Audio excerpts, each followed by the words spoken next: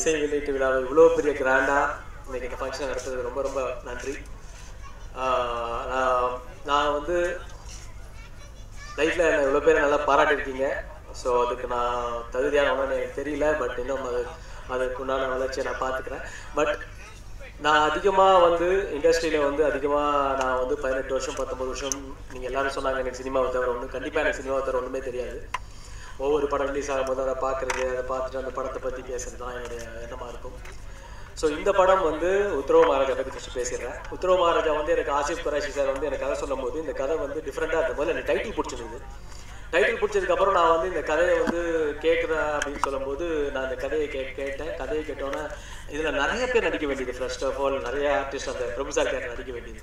கரெக்டாக ஒரு மகாராஜா கடைசியில் வந்து பிரபு அண்ணா மஞ்சார். இன்றைக்கி பிரபு என்னால் வர முடியல. காலைல வந்து டப்பிங் வந்து எனக்கு ஃபீவரோட வந்து பேசி கொடுத்துட்டு போனேன். ஒரு 105 ஃபீவரோட இன்றைக்கி எனக்கு ஏன்னா சென்சார் போய் ஆகணும் படம். அதனால் இன்றைக்கி லாஸ்ட் டப்பிங் எனக்கு ஃபீவரோட பேசி கொடுத்துட்டு போனார்.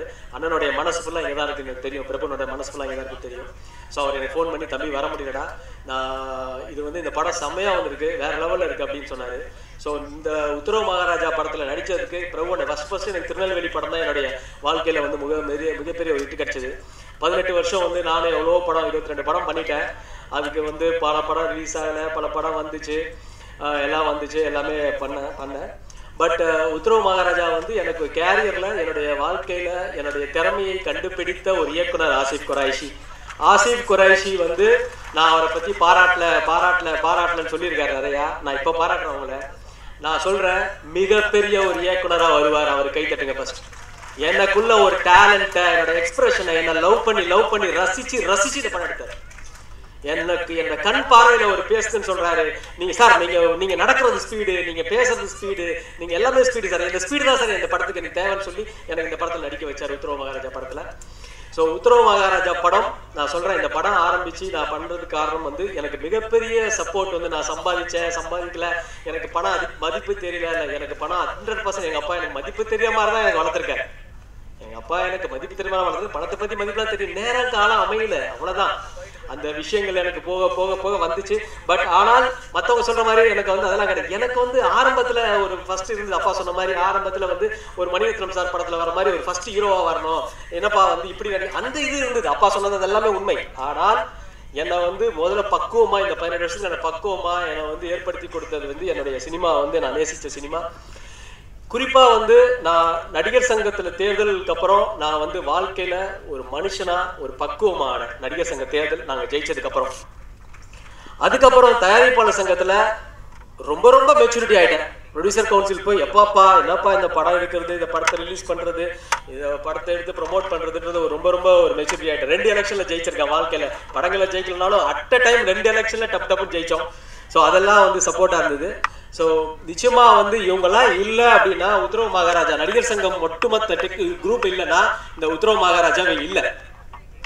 நான் ஆசைப்பட்டது உத்தரவு மகாராஜா படம் நடிகர் சங்கம் நிர்வாகிகள் ரிலீஸ் பண்ணணும், ப்ரொடியூசர் கவுன்சில் வாங்கிக்கணும். ஏன்னா நடிகர் சங்கம் ஏன்னா இண்டஸ்ட்ரி, ஏன்னா இந்த ஒட்டுமொத்த கார்த்தி, ஸ்ரீமன் சார், கோவை சார்லாமெல்லாம் நான் எப்படி நான் சொல்றதுன்னு தெரியல. சம்பளம் கேட்கல, அதுக்கப்புறம் எனக்கு அவங்க ஹெல்ப் பண்றாங்க, ஐயோ சான்ஸே இல்லை. கோவை சரலம்மா, அதுக்கப்புறம் லலிதாக்கா எனக்கு சப்போர்ட். கோயில் போய் அவங்க காளிகாம்பாள் கோயிலில் போய் அவங்க கும்பிடுறது, குட்டி பத்மினி அம்மா செல்லம் உனக்கு வந்துருண்டான்னு சொல்லி அவங்க என்னை பாராட்டி பேசுறது.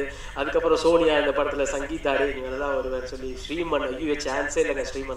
ஸ்ரீமன்லாம் இந்த படத்துக்கு வந்து ஸ்டார் காஸ்ட், எல்லாத்தையும் கூப்பிடுமாம்மா, இது ஒரு படம் தான், ஒரு லைஃப் தான், எல்லாத்தையும் கூப்பிடு, எது காசு கொடுக்குற அப்படி இப்படின்னு ஸ்ரீமன் எனக்கு சொல்லி.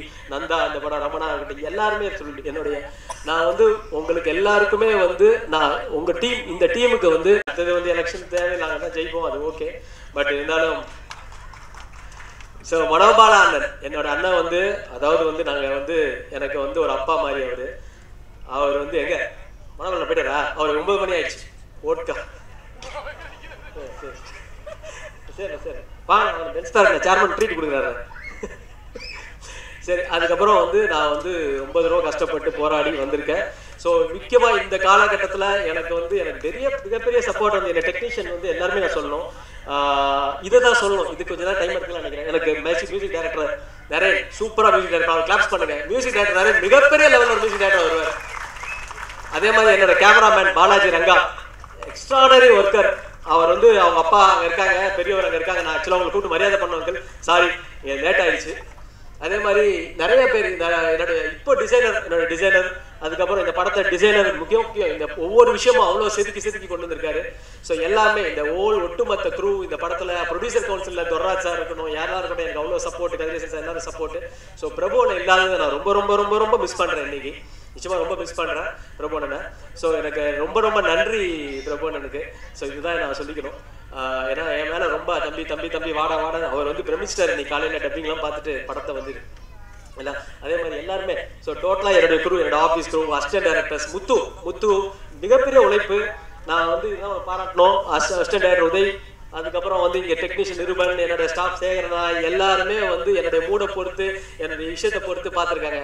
நான் ஒரே ஒரு விஷயம் தான் சொல்கிறேன், போராடிக்கிட்டே இருப்பேன். இந்த படம் வெற்றி என்னால் திருப்பி போராடுவேன். இந்த படம் வெற்றி இல்லைனாலும் நான் சொல்கிறேன், எனக்கு சினிமாவை தவிர எதுவும் தெரியாது. அது சைடு பிஸ்னஸ் ஏதோ பண்ணுறோம், ஏதோ கமிஷன் கொடுத்தீங்கன்னா அதை வச்சு ஏதோ வாழ்க்கை ஓட்டிட்டு இருப்பானா, எனக்கு சினிமா மட்டும்தான் தெரியும். ஸோ நான் வந்து சொல்கிறேன், நான் சொல்கிறேன் லாஸ்ட்டாக ரொம்ப நேரம் பேசணும் பற்றி சும்மா. அதான் நான் லாஸ்ட் ஃபைனல் இல்லை, ஹீரோயின் இல்லை, மெயின் ஹீரோயின்.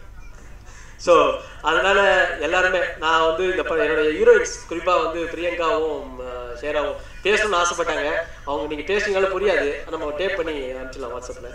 ஸோ பேசி நான் உங்கள் சார்பாக நான் எல்லாருக்கும் தேங்க்ஸ் பண்ணிக்கிறேன். ஸோ ப்ரெஸ் மீட் வச்சிடலாம் சீக்கிரமா. ஸோ எல்லாருக்குமே thanks. Uncle G K. Reddy sir அங்கே வந்திருக்காங்க. விஷால் இன்னைக்கு வர முடியல, அவர் ஷூட்டிங்கில் இருக்காரு. பட் எவ்வளோ ட்ரை பண்ண அப்படின்னா சந்தைக்குள்ள இன்னைக்கு பேக்கப், அதனால் வர முடியாமல் போயிடுச்சு. ஸோ ஒட்டுமொத்த டீமுக்கு நன்றி. பிஆர்ஓ நிக்கில் ரொம்ப ரொம்ப நன்றி. ஏன்னா எப்பயுமே எனக்கு மிகப்பெரிய ஒரு சப்போர்ட்டு. ஸோ எல்லாருக்குமே நான் யாராவது விட்டுருந்தா நான் மன்னிச்சிருங்க. ஒரே ஒரு விஷயம் சொல்கிறேன், எனக்கு சினிமா தான் தெரியும், சினிமா விட்டா எனக்கு தெரியாது.